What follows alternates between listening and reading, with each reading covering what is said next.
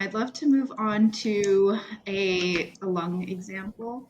Mr. Johnson, 64-year-old male, history of HFpEF, IPF, stage 3 non-small cell lung cancer diagnosed 2 years ago. He has been receiving atezolizumab. Atezolizumab. Atezo. Atezolizumab. Oh, okay, cool. As part of his treatment plan for the past 10 months, he presents to clinic with dry cough, shortness of breath, and chest discomfort for the last 4 weeks, denies fever, chills, recent URIs, and on exam, he's in mild respiratory distress, satting 93% on room air. Crackles are heard in the lower lung fields. So, how would you approach diagnosis and management? The first thing to know is the second you say stage 3 lung cancer, I have to wonder about what they received in the past, because some stage 3 lung cancers are treated surgically. Others are treated with definitive chemoradiotherapy, and they've had a lot of radiation exposure, which may increase the risk of pneumonitis. So, knowing the onc history on the patient is helpful to know what they've had.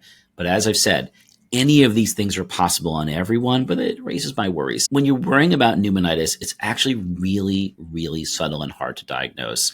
And in colitis is easier because we have like a clear diagnostic test. We can do a colonoscopy and take a biopsy. It's not so easy to go biopsy in the lungs, especially in a lung cancer patient and a patient with hypoxia. So in general, a high-quality CT chest, high-resolution CT chest, may identify pneumonitis. Now, in this day and age, you're usually told inflammatory process in the lungs, ground glass opacities, septal thickening, pneumonitis versus drug toxicity cannot rule out COVID-19. And that will be the scan result that you get 100% of the time. Sometimes the thing to know about pneumonitis is actually quite patchy. And the grading definition of pneumonitis is like grade 1 is like less than a quarter of the lung fields, and grade 2 is like half the lungs, and grade 3 is like really symptomatic, greater than half the lungs. And so it starts sort of here and there, almost like Crohn's disease, where you have like patchy involvement of the colon or the small bowel. And it's hard. And so you diagnose it really clinically. You can try doing a bronch, but it's not an easy thing to do in this population. And in general, you rule out PE, you rule out infection. You may even end up doing the generic Z-Pak approach, which we all know is the wrong thing to do, but we all do it. And you're going to check a DLCO. I think an ambulatory stat is critically important.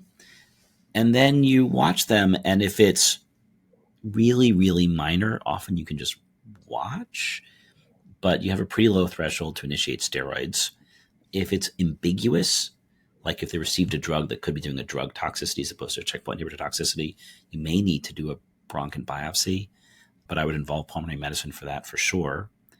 And if it gets out of hand, this is one of these situations where high-dose steroids are critical because we can't live without our lungs, and MMF is used in pulmonary toxicity. And so again, we have guidelines for this. You can also use infliximab, my favorite drug for immune checkpoint toxicity. But you want to think about an anti-inflammatory as well as a steroid.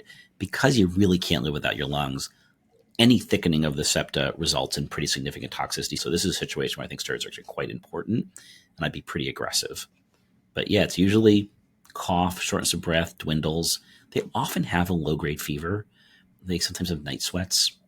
We see this most commonly in the lung cancer population, as it feels that way in clinical practice. And those patients often have underlying lung disease from their smoking history. They have a chronic productive cough, and it's just hard to sort.